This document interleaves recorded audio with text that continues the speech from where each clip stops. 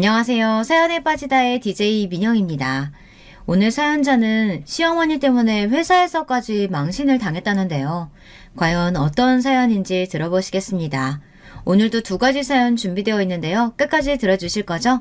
그럼 바로 시작해 볼게요. 구독과 좋아요 잊지 마시고 꾹꾹 눌러주세요.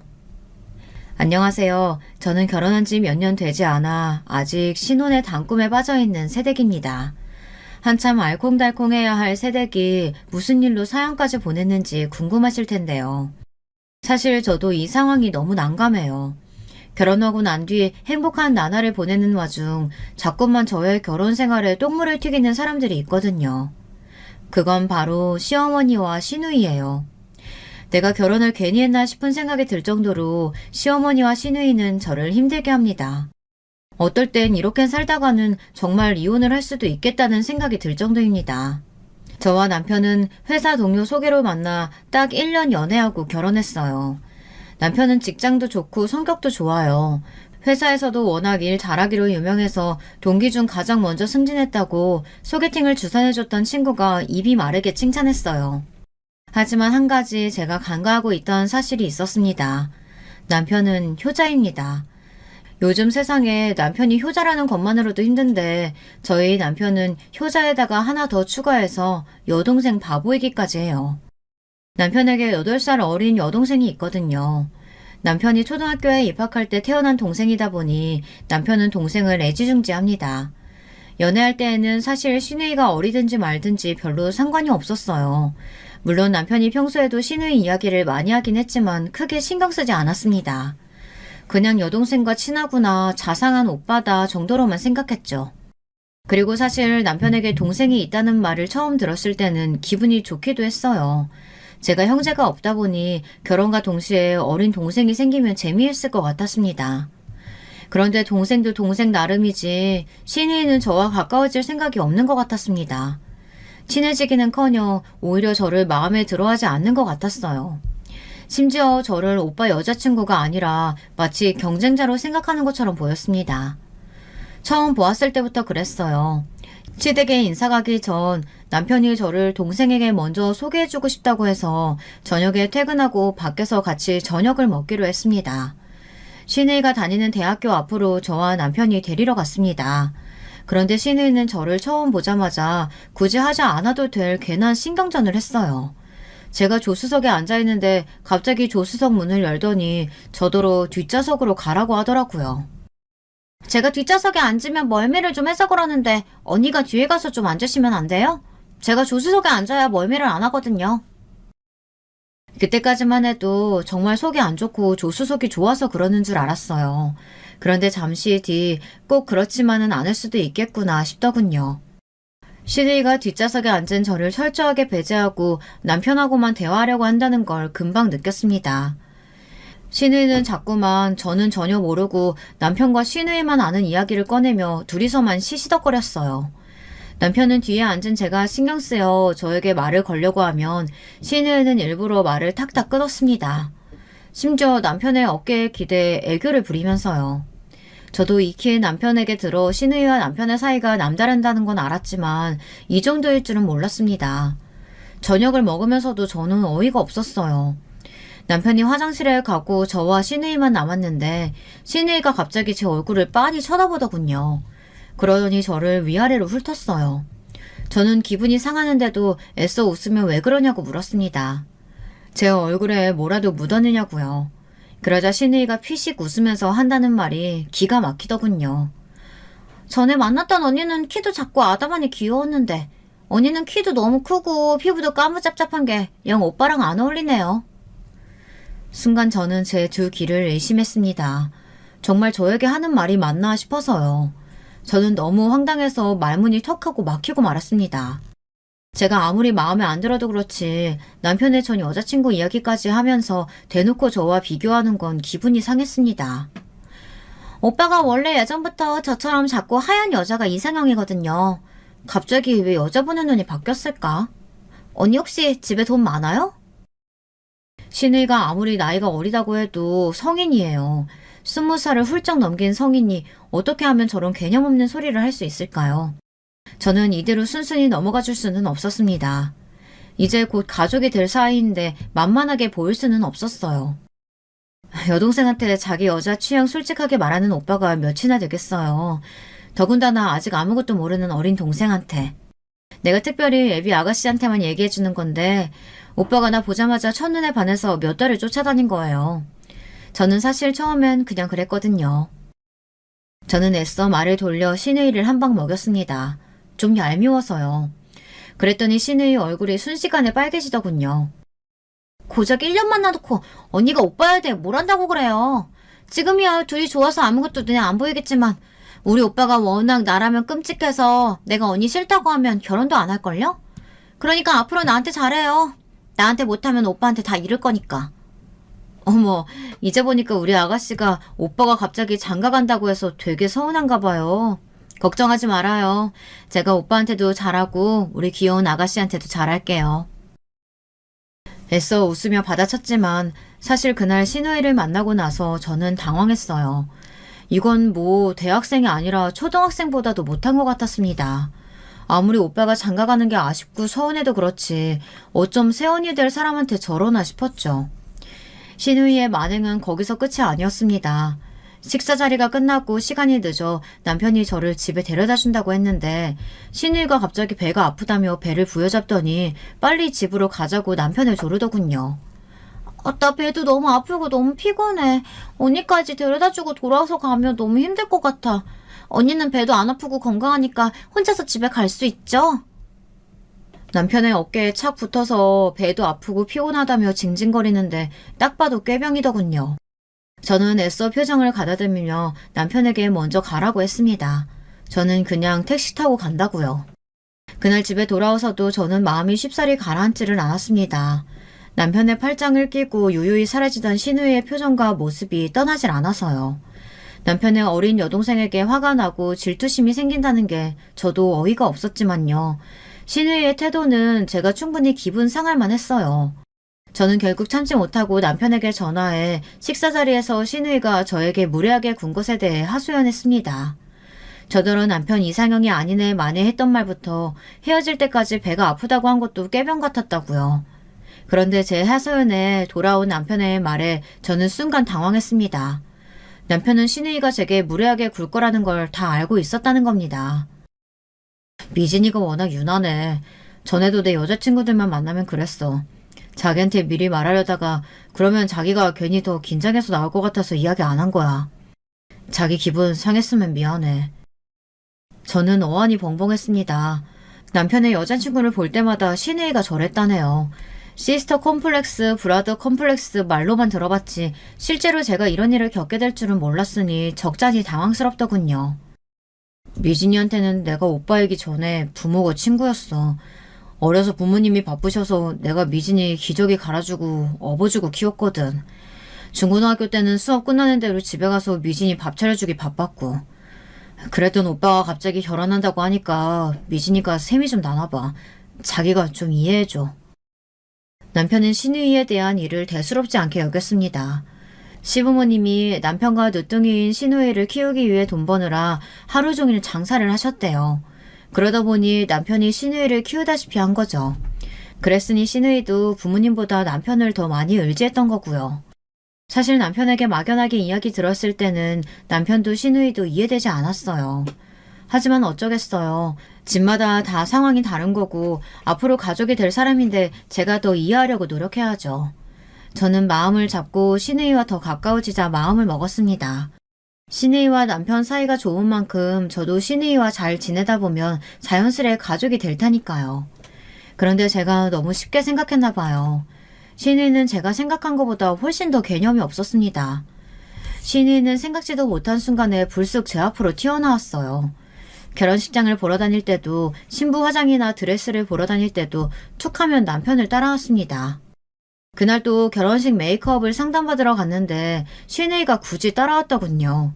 남편은 당황한 저에게 애써 변명했습니다. 하나밖에 없는 오빠가 결혼한다니까 미진이가 궁금한 게 많은가 봐. 이것저것 구경하고 싶다고 해서 데리고 나왔어. 결혼하기 전에 자기도 미진이랑 더 친해지면 좋을 것 같아서. 제가 100번 양보해서 신우이가 따라온 것까지는 그렇다고 쳐요. 그런데 굳이 또 따라와서는 상담해주는 실장님에게 안 해도 될 말을 하더군요. 우리 오빠는 워낙 동안이라 괜찮은데 세연이는 주름이 많아 그런가? 나이보다 훨씬 들어 보이는 얼굴이라 걱정이에요. 실장님, 우리 세연이 무조건 어려 보이게 해주세요. 이러다가 결혼식 날 하객들이 신부 연상 아니냐고 물어보면 어떡해요. 사람을 앞에 두고 노안이네 뭐네 하면서 멋대로 떠드는데 저도 모르게 기분이 상해서 도저히 표정 관리가 되지 않더군요. 아가씨도 참, 제가 무슨 주름이 있다 그래요. 저 지금도 화장 안 하고 나가면 학생이냐고 물어보는 사람도 있어요. 저도 모르게 욱해서 정색을 하고 말았습니다. 그런데 제 말에 신우이가 소리까지 내며 크게 웃더군요. 기가 차다는 듯이요. 세언니, 뭘 그렇게 정색하고 그래요. 농담 좀 한 거 가지고. 맞아요. 언니 얼굴에 주름 하나도 없어요. 저보다 또 어려 보여요. 됐어요? 신우이는 생각보다 고단수였습니다. 아주 대놓고 저를 가지고 놀더군요. 순간 저는 금방이라도 얼굴이 터질 것처럼 빨개졌어요. 남편이 상담하러 와서 괜한 소리 한다고 신우이를 말리려 하지 않았으면 저는 거기서 참지 못하고 화를 냈을지도 몰라요. 지금 나가지고 장난하는 거냐고요. 그날 이후로도 신우이는 종종 제 앞에서 깐족거렸습니다. 드레스를 보러 갈 때도 따라와서는 제 몸매나 피부색을 가지고 멋대로 훈수질을 해대며 드레스가 안 어울리네, 나이 들어 보이네, 결혼식까지 5kg는 빼야겠네 등등 막말을 해댔어요. 그러면서 자기가 입으면 더 잘 어울릴 것 같다는 말도 안 되는 소리를 하더니 정말 제가 입고 있던 드레스를 뺏어서 자기가 입어보기까지 했습니다. 이거 봐. 역시 이럴 줄 알았어. 키만 크면 뭐래요. 역시 신부는 어리고 봐야 한다니까. 오빠랑 나란히 서 있으니까 언니보다는 내가 오빠랑 더 잘 어울리죠. 우리 미준이 드레스도 잘 어울리네. 이제 진짜 시집가도 되겠어. 그치 자기야? 우리 미준이 이쁘지? 제가 속이 좁은 걸까요? 저는 도저히 저 남매가 이해가 되질 않았어요. 아무리 생각해도 신우이도 남편도 어떻게 제 앞에서 저런 소리를 할 수 있을까 싶었습니다. 저는 할 말이 없어서 애써 어색하게 웃어버리고 말았어요. 남편이고 신우이고 말도 안 되는 소리를 할 때마다 제가 일일이 한 소리 할 수가 없는 게 신우이는 언제 그랬냐는 듯이 금방 또 실실 웃으면서 남편 귀에다 대고 제가 키가 크고 몸매가 좋다는 둥 이목구비가 뚜렷하다는 둥 금세 비행기를 태워버리니 할 말이 없었습니다. 신우이는 저를 가지고 놀며 쥐락펴락했어요. 도저히 제가 이길 수가 없었어요. 더군다나 남편은 그런 신우이가 귀여워서 어쩔 줄 몰라 하니 거기다 대고 제가 신우이 험담을 늘어놓을 수는 없었죠. 신우이는 보면 볼수록 보통이 아니었습니다. 결혼 전 저와 남편을 따라다니면서 저에게 막말만 해댄 게 아니에요. 뭘 그렇게 자꾸만 사달라고 조르는지 신우이 눈에는 저나 남편이 물주나 호구로 보이는 것 같았어요. 저와 남편이 예물을 살 때도 따라와서 자기도 사달라며 어느새 반지며 팔찌며 골라서 함께 계산하게 했어요. 그뿐만이 아니에요. 맨날 만날 때마다 고가의 음식점을 찾아와서 저희에게 사달라고 했습니다. 그냥 듣기에는 신우이가 밥 사달라고 하면 그거 몇 푼이나 한다고 좀 사줄 수도 있지 쪼잔하게 뭘 그런 거 가지고 그러냐고 하실 수도 있지만요. 그게 몇 푼이 아니었어요. 저와 남편 기념일라 해도 한 번 가본 적 없는 고급 호텔 뷔페나 코스 요리가 나오는 식당까지 멋대로 예약해뒀습니다. 셋이 가서 45만 원이 훌쩍 넘는 비용이었어요. 처음에 한두 번은 그러려니 했는데 그게 반복되니 저도 기분이 상하더군요. 아무리 생각해도 신우이가 하는 짓이 얄밉고 거슬렸어요. 그래서 저는 은근슬쩍 남편에게 말했습니다. 동생이 예뻐서 뭐든 해주고 싶어하는 마음은 이해하지만 제가 보기에는 좀 과한 것 같다고요. 설마 결혼하고도 신우이에게 그렇게 뭐든 퍼줄 생각이냐고 물었어요. 만약 결혼하고도 계속 이러면 저는 좀 힘들 것 같다고요. 그래도 그나마 다행이었던 건 남편이 말이 통하는 사람이었다는 겁니다. 나한테 하나밖에 없는 동생이다 보니까 지금까지 내가 너무 오냐오냐해서 미진이가 좀 버릇이 없기는 해. 하지만 나도 결혼하고 내 가족이 생기면 지금처럼 못하지. 미진이도 이해할 거야. 남편은 자신이 결혼하고 가정이 생기면 신우이도 이해할 거라고 했지만 제가 보기엔 전혀 그럴 것 같지 않았어요. 남편이야 결혼하게 되면 사는 집도 달라지고 사는 사람도 달라지지만 신우이는 자기가 살던 집에서 남편만 나가게 되는 거니 남편이 전과 다르게 행동하면 서운해할 게 뻔했죠. 제가 신우이 때문에 소름 돋았던 일이 있었어요. 신혼집을 계약하러 갔을 때였는데 신우이가 아예 우리 집 작은 방을 자기 방이라고 부르더라고요. 오빠, 난 이 방이 아늑한 게 마음에 들어. 이 방은 앞으로 내 방으로 할래. 언니, 이 방은 내가 자주 와서 쓸 거니까 다른 짐은 채우지 말아요. 오빠, 나 이 방에 침대랑 책상 하나씩만 사줘라. 가끔 와서 공부도 하고 잠도 자고 가게. 아가씨는 참 농담도 잘해요. 이 방은 제가 따로 서재로 만들려고 벽지랑 바닥 타일까지 이미 다 골라놨어요. 신우이의 반응에 너무 어이가 없어 저도 표정 관리가 잘 되지 않았지만 저는 애써 웃으며 제 의견을 말했습니다. 그러자 옆에 계시던 시어머니가 제 어깨를 툭 치시더군요. 새아가, 미진이 제 농담 아니야. 원래 어릴 때부터 오빠 장가 가면 자기도 따라간다고 했어. 앞으로 우리 미진이 잘 부탁해. 시어머니는 뭐가 그렇게 재밌는지 깔깔 웃으시면서 저더러 잘 부탁한다고 말을 하는데 저는 온몸에 소름이 돋더군요. 저와 남편은 당연히 신우이가 농담하는 거라고 생각했어요. 아무리 개념이 없어도 오빠 신혼집에 자기 방을 마음대로 만들어 놓고 멋대로 드나드는 그런 신우이는 세상 어디에도 없을 테니까요. 그러던 중 제가 여우 같은 신우이만 신경 쓰느라 간과하고 있었던 게 있었어요. 바로 시어머니입니다. 만약 결혼 전에 시어머니에 대해서 알았더라면 진심으로 남편과의 결혼을 진지하게 한 번 더 고민했을 거예요. 그 정도로 신우이도 신우이 만만치 않았습니다. 안 그래도 신우이가 도대체 왜 저 모양인가 궁금했었는데 그게 다 시어머니를 보고 배운 거더군요. 개념 없기로 따지자면 시어머니도 빠지지 않았어요. 결혼한 지 얼마 되지 않았을 때 일입니다. 저는 하루 종일 힘들게 일하고 집에 들어갔어요. 정말 손 하나 까딱할 힘이 하나도 없어서 밥이고 뭐고 집에 들어가자마자 누워서 자고 싶었습니다. 그런데 믿기지 않는 일이 벌어졌어요. 제가 신혼집 번호키를 누르고 들어갔는데 거실에서 텔레비전 소리가 들리고 불이 환하게 켜져 있더군요. 남편은 야근이라 늦는다고 했는데 도대체 누가 들어온 건가 싶어 저는 시겁했어요. 그런데 이게 웬걸 거실 소파에 벌러덩 누워있는 사람은 다름 아닌 시어머니와 시누이였습니다. 얼마나 자연스럽게 누워있는지 정말 모르는 사람이 보면 이 집이 시어머니와 시누이 집인 줄 알겠더라고요. 그 모습을 본 순간 저는 머리가 지끈 아팠습니다. 아무리 가족이라도 그렇지 며느리가 사는 집에 연락도 없이 이렇게 불쑥 나타나는 건 도대체 무슨 예의인가 싶었죠. 더군다나 주말에 집에 친구들이 오기로 해서 집에 사둔 음식들이 있었는데 시누이가 멋대로 꺼내서 먹고 있더라고요. 어머니, 아가씨, 이 시간에 연락도 없이 웬일이세요? 저는 연락도 없이 오셨길래 무슨 일로 우리 집에 오신 건가 궁금해서 물었는데 시어머니는 제 말이 마음에 들지 않으셨는지 저를 획 쏘아보더니 자리에서 벌떡 일어나 앉으시더군요. 시어머니를 오랜만에 봤으면 잘 지내셨냐? 식사는 하셨냐? 먼저 물어봐야지. 너는 어떻게 배워먹은 애가 시어머니한테 다짜고짜 왜 왔냐고 물어보는 거야? 그런 게 아니라요. 갑자기 연락도 없이 오셨길래 무슨 일이 있으신가 해서요. 저는 제 말이 도대체 뭐가 문제인지 모르겠습니다. 며느리 집이든 딸네 집이든 평일 이 늦은 시간에 남의 집에 올 때에는 아무리 부모라도 당연히 연락하고 오는 게 당연한 거 아닌가요? 이 상식적인 걸 모르는 것도 어이가 없는데 시어머니는 오히려 더 적반하장으로 나왔습니다. 너야말로 도대체 지금 시간이 몇 시니? 네가 무슨 대단한 일을 한다고 이렇게 늦게까지 밖에 있다 집에 들어와? 이래서 네 남편 밥이나 제대로 챙기겠어?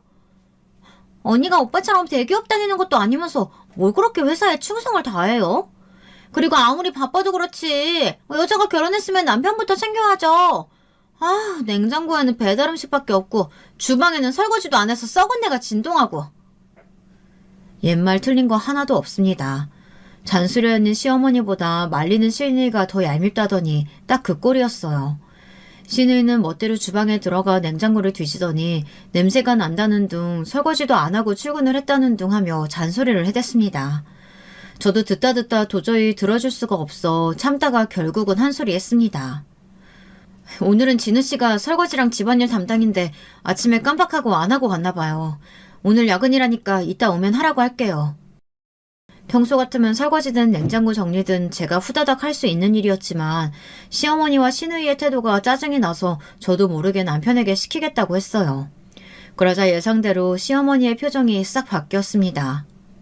뭐야? 새아기 너! 지금까지 내 아들한테 설거지니 냉장고 청소니 그런 집안일 시킨 거니? 너는 도대체 뭐하고? 말씀드렸잖아요. 오늘은 진우 씨 담당이라고요. 둘이 같이 사는 집인데 당연히 둘이 번갈아 가면서 집안일 하는 게 당연하죠. 진우 씨는 어릴 때부터 집안일 해봐서 그런지 저보다 훨씬 더 잘하던데요. 진심이었습니다. 저도 여기저기서 눈칫밥 먹고 크느라 집안일을 안 하고 큰 건 아니지만 남편은 어려서부터 시누이를 돌봐서인지 저보다 음식도 잘하고 집안일도 잘해요. 엄마, 세언니가 엄마가 오빠 어릴 때 집안일 시켰다고 면박 주는 것 같은데? 언니는 어쩜 그렇게 시어머니가 말씀하시는데 또박또박 한마디를 안 줘요? 그만 대들고 빨리 가서 밥이나 차려요. 나 배고파. 어머, 우리 딸 배고파? 세아기, 너 뭐하고 있어? 신우이가 배고프다는데 빨리 가서 밥상 차려오지 않고. 마음 같아서는 밥상이고 뭐고 내 집에서 쏙 나가라고 소리를 질러버리고 싶었지만 그럴 수도 없었어요.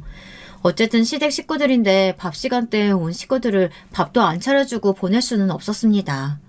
저는 급한 대로 냉장고에 있는 반찬들을 꺼내 상을 차렸어요.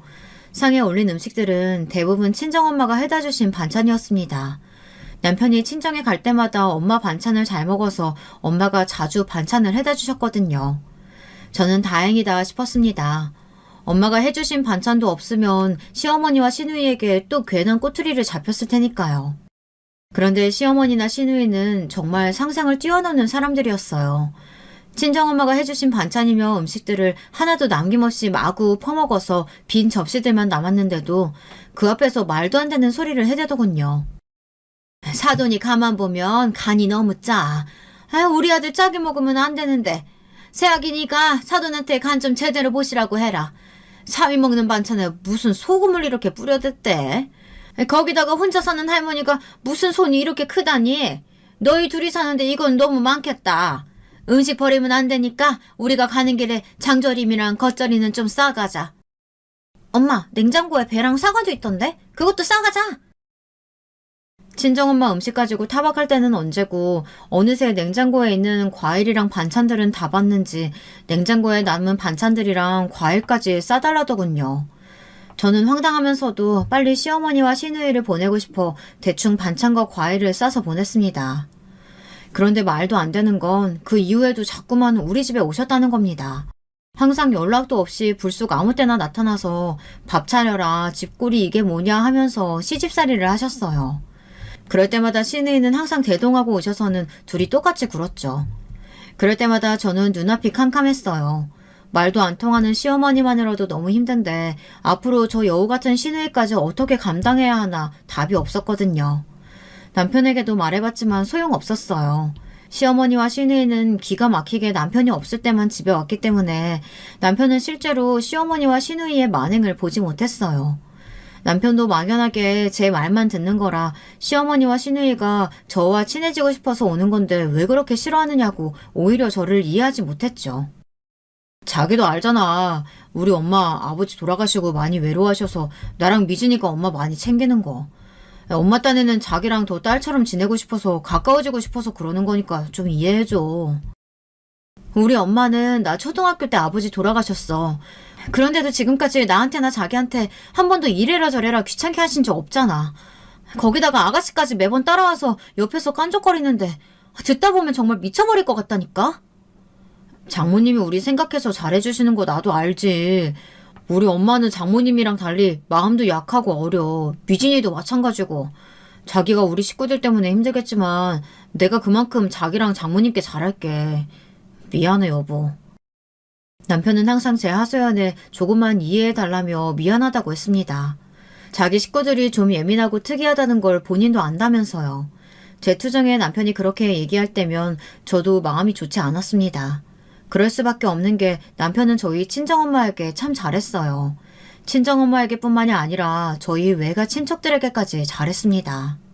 제가 어릴 때 아버지가 돌아가시고 나서 저는 고아나 다름없이 컸어요. 아버지가 사업을 하면서 진 빚이 많아 어머니는 그 빚을 갚기 위해 안 해본 일이 없이 지방 여기저기 돈을 벌러 다니셨어요. 그래서 저를 키울 수가 없어 외할머니 댁에 맡겨졌거든요. 당시에 외할머니 연세가 많다 보니 사실 당시 대학생이었던 외삼촌이 저를 키워주신 거나 다름없었습니다. 삼촌이 아침이면 깨워서 밥을 챙겨 먹이고 학교에도 데려다 주셨거든요. 제가 하교하고 돌아오면 숙제도 봐주고 저녁도 챙겨줬어요.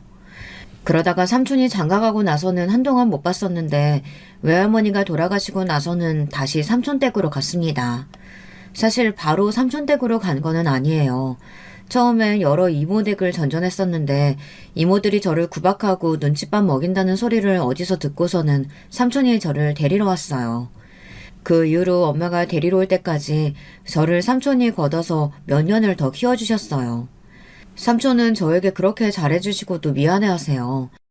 저는 당시에 삼촌이 결혼한 지 얼마 되지 않았는데도 저를 데려가 주신 거에 대해 고맙기만 한데 삼촌은 본인이 자식이 생기고 나서 제가 눈치를 보며 나갔다고 생각하시더라고요.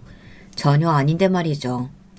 어찌됐든 그 어린 날의 추억으로 아직도 삼촌과 숙모와는 왕래하면서 지내요. 명절에도 친정에서 다 같이 보내고요. 그러다 보니 남편과도 자연스레 가까워져서 남편은 삼촌이나 저희 이모들에게도 잘한답니다. 제가 힘들 때 도와주신 분들이니 자신과도 가족이라면서 명절이면 선물도 보내고 만나면 식사 대접도 하곤 합니다. 그런 남편을 생각해서라도 저도 남편 가족들과 좋게 지내려고 했어요. 남편 말대로 몇 년 전에 시아버지가 갑작스레 심장마비로 돌아가시고 나서 시어머니가 많이 힘들어 하셨다는 걸 저도 들어서 알고 있었으니까요. 그때 시어머니가 우울증이 심하게 와서 남편이 회사에 나가는 것조차 불안해 하셨대요. 그래서 학교 근처에서 하숙하던 시누이가 본가로 다시 들어온 거죠.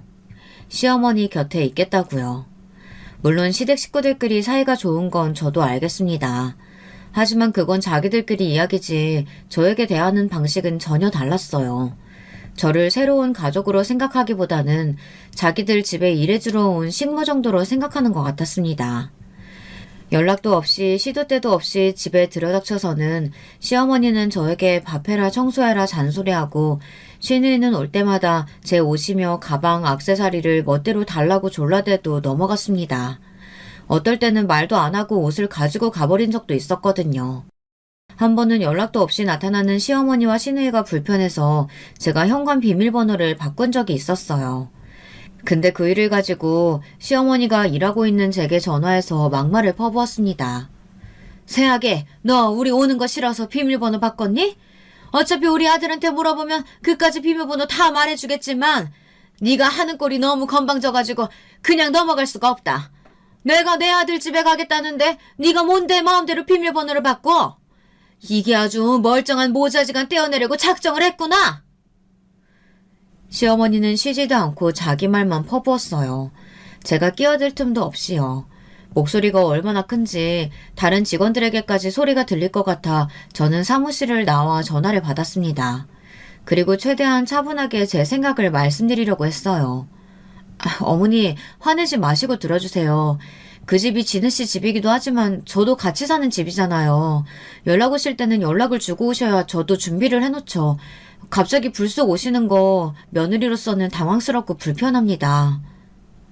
물론 시어머니 입장에서는 며느리가 이렇게 말하면 기분이 상하실 거라는 거 정도는 압니다. 야속하게 생각하실 수도 있어요. 하지만 저희 시어머니와 시누이는 전혀 상식적이지 않습니다. 좋게 넘어가고 이해해 주다가는 정도를 지나칠 게 뻔했어요. 너 지금 그 집 구할 때 네가 돈 좀 더 냈다고 생색내는 거니? 공동명의라도 네 지분이 많다고 나더러 오지 말라는 거냐고? 보아하니 매번 갈 때마다 냉장고에 사돈이 해둔 반찬들이 차고 넘치던데 너희 엄마는 매일 드나들면서 시어머니 나는 오지 말라는 거냐? 어머니 절대 그런 거 아니에요. 친정엄마 저희 집에 전혀 안 오세요.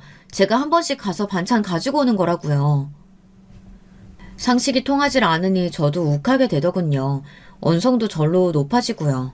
그게 그거지. 요즘 며느리들 다 자기 멋대로 굴고 시어머니라면 무조건 귀찮아한다는 거 익히 들어서 나도 안다만 남들이 다 그래도 나는 내 며느리가 그러는 꼴은 절대 못 봐. 더군다나 네가 잘난 게 뭐가 있어. 내 아들보다 대학도 후져 직장도 후져 볼 거라고는 아무것도 없는 게 어디서 시어머니한테 훈계질이야. 어머니, 제가 뭘 어쨌다고 이러세요. 제가 그렇게 마음에 안 드셨으면 애초에 결혼을 허락하지 말지 그러셨어요. 얼씨구, 얘 말하는 것 좀 봐. 이래서 가정교육을 잘 받아야 되는 건데 어려서 아버지 없이 이 집 저 집 떠돌아다니면서 눈칫밥 먹으며 살았으니 뭘 배웠겠어. 시어머니는 그대로 자기 할 말만 하고 전화를 끊어버렸습니다. 저는 눈물이 울컥해서 도저히 사무실로 들어갈 수가 없었어요. 그리고 순간 끓어오르는 제 감정을 참기 힘들었어요. 남편 말이 틀렸습니다.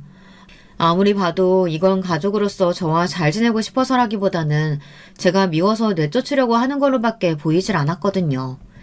그날 저녁 퇴근하고 집에 돌아오자마자 저는 남편을 붙잡고 퍼부었습니다. 오늘 낮에 있었던 일을 이야기하면서요. 이야기를 하면 할수록 낮에 들었던 시어머니의 목소리가 떠오르며 저도 모르게 감정이 격해져 남편에게 말이 세게 나갔습니다. 나 도저히 어머니랑 잘 못 지내겠어. 아무리 이해하려고 해도 며느리 앞에서 할 말이 있고 못할 말이라는 게 있는 거지. 나도 사람인데 그런 취급 받으면서는 못 살아. 제 말에 깊은 한숨을 내신 남편은 그럼 저더러 어떻게 하겠다는 거냐고 묻더군요. 이혼이라도 하자는 거냐고요. 저는 절대 남편과 헤어지고 싶은 게 아니에요. 단지 시어머니와 시누이를 상대하는 게 너무 힘들었죠. 저는 우선 당분간 시어머니와 시누이는 보고 싶지 않다고 말했어요. 단순히 저에게 심한 말을 해서 감정이 상해서 이러는 게 아니라 정말 마음에 상처를 받았거든요.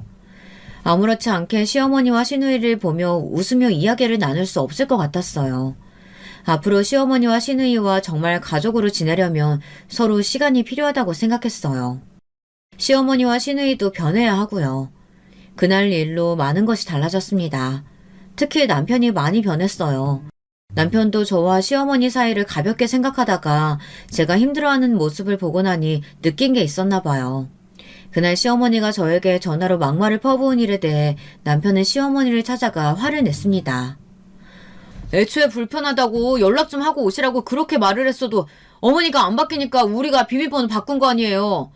며느리가 사는지 비밀번호 좀 바꿨다고 그렇게 할 말 못하면 구분 못하고 퍼부으셔야겠어요? 당분간 어머니고 미진이고 보고 싶지 않으니까 연락하지 마세요. 어머, 도대체 네 와이프가 뭐라고 떠들었길래 우리 착한 아들이 이러는 거야. 새아기, 그게 곰인 줄 알았더니만 아주 곰탈을 쓴 여우였구나. 오빠, 우리가 뭘 어쨌다고 이래. 엄마는 세원이랑 딸처럼 지내고 싶어서 편하게 대한 거야. 세원이가 남의 집에서 눈칫밥 먹으면서 커서 그런지 가족 간의 정을 모르는 것 같고. 나한테도 얼마나 쌀쌀맞게 구는데. 미진이 너 세원이한테 남의 집에서 눈칫밥 먹으며 컸다니 어디서 그런 소리를 해? 설마 네 세원이 앞에서도 그런 소리 한 거야? 너 정말 그 정도밖에 안 되는 애였어?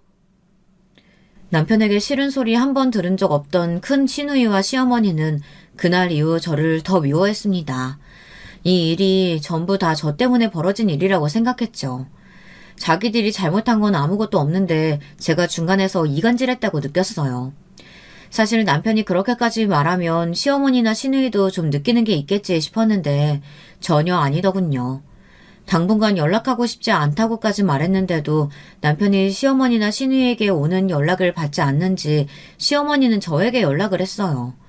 시어머니에게 오는 전화를 안 받을 수는 없어서 올 때마다 받긴 했는데 전화를 받을 때마다 시어머니는 저로 인해 아들과 사이가 틀어졌다며 제 탓을 하고 말도 안 되는 화와 분노를 퍼부었습니다. 시누이도 마찬가지였어요. 어느 날 술에 잔뜩 취해 집 앞에 찾아왔길래 문을 열어줬어요. 그랬더니 웬일로 저더러 미안하다고 애교를 부리며 자고 가겠다고 하더군요. 남편이 시간도 늦었으니 하루 재우자길래 그렇게 했는데 다음날 아침에 일어났더니 시누이가 없어졌더라고요. 제가 아끼던 패딩과 운동화도 함께 말이죠. 산지 일주일밖에 안 된 것들이었어요. 그제야 알겠더군요. 사람은 절대 변하는 게 아니었어요. 시어머니와 시누이는 원래 그런 사람들이었습니다. 저는 더는 실망할 것도 없다고 여기며 신경 쓰지 않으려고 했어요. 생각해봐야 저만 골치 아프니까요. 그런데 남편은 저에게 미안했는지 이제 시어머니나 시누이 연락도 받지 말라고 하더군요. 본인이 다 알아서 하겠다고요. 저는 남편 말대로 했습니다. 그 이후에는 시어머니에게 여러 번 전화가 왔지만 받지 않았어요. 그런데 일이 터졌습니다. 제가 전화를 받지 않자 시어머니가 제가 다니는 직장으로 찾아온 거예요. 그것도 근무 중에 갑자기 사무실에 나타나서는 제 이름을 크게 불렀습니다. 저는 놀라서 자리에서 벌떡 일어나 시어머니를 끌고 복도로 나갔습니다. 그런데 시어머니는 아예 저에게 망신줄 생각으로 찾아왔는지 일부러 더 크게 소리를 지르더군요. 이게 다 너 때문이야. 너 때문에 우리 아들하고 내 사이까지 나빠졌잖아. 어쩐지 처음 너 봤을 때부터 마음에 안 들었었어. 이럴 줄 알았으면 진작 내가 도시락 싸들고 다니면서 결혼 막았어야 했는데. 시어머니의 소란에 직원들이 복도로 나오고 난리도 아니었습니다.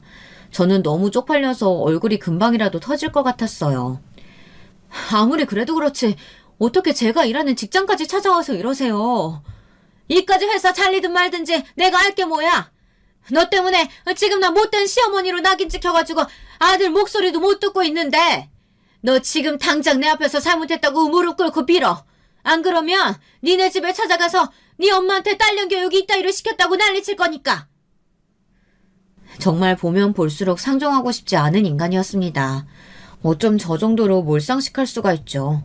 그날 보니 확실히 알겠더군요. 시어머니는 정신적으로 문제가 있어 보였습니다. 시어머니는 대화가 아니라 치료를 받아야 할 것 같았어요. 어머니가 자꾸 이러시니까 저나 진우 씨가 힘들어하는 거예요. 어머니께서 조금만 너그럽게 봐주시면 저도 어머니나 아가씨한테 진작 잘했을 거라고요. 잘하기는 뭘 잘해. 내가 너 괘씸해서라도 내 아들이랑 어떻게든 떼어놓을 테니까 그런 줄 알아. 시어머니는 회사 동료들이 보는 앞에서 저를 내쫓아버리겠다고 악담을 퍼부으시고는 그대로 가버리셨습니다. 그날 이후 저는 회사에서 얼굴도 제대로 들고 다니지 못했어요. 정말 심각하게 회사를 그만둬야 하나까지 생각하고 있었죠. 그날 이후 저뿐만이 아니라 남편까지도 매몰차게 돌아섰습니다. 회사에서의 일을 들은 남편은 눈동자에 눈물이 가득 찰 정도로 속상해했어요. 저에게 미안해하는 건 물론이고 남편은 곧바로 신우이에게 연락해 화를 냈습니다. 엄마가 그런 짓까지 할 동안 너는 뭐하고 있었어? 내가 엄마 병원에 다시 모시고 갈 거니까 너라도 정신 똑바로 차리고 살고 있어.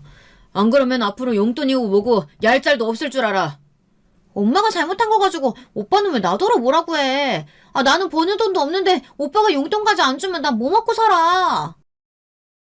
남편은 그대로 전화를 끊어버렸어요. 그리고 어깨까지 떨며 눈물을 훔쳤습니다.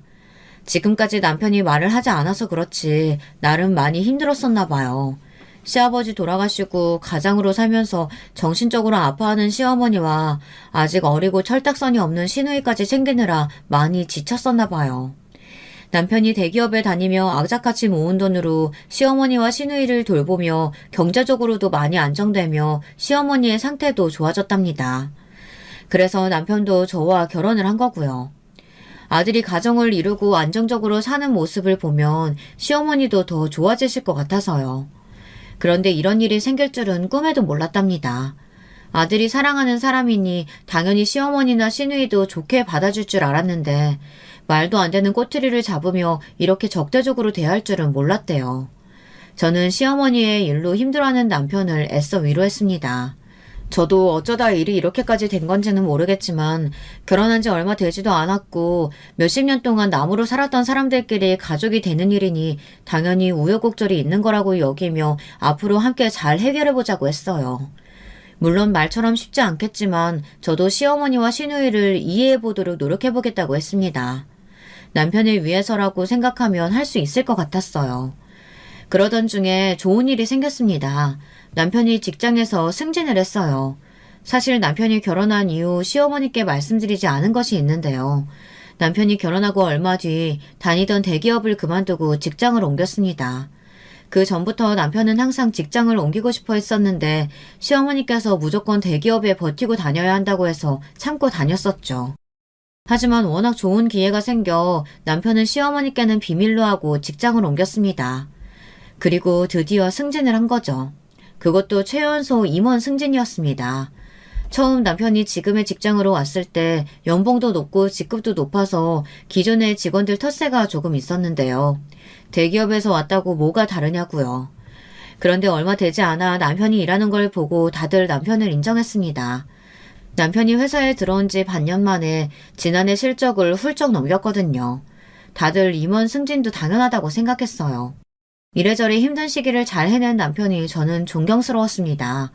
저는 회사에 작은 답례품을 만들어 돌리고 떡도 돌렸습니다. 그리고 남편을 위해 집으로 직원들을 초대했어요.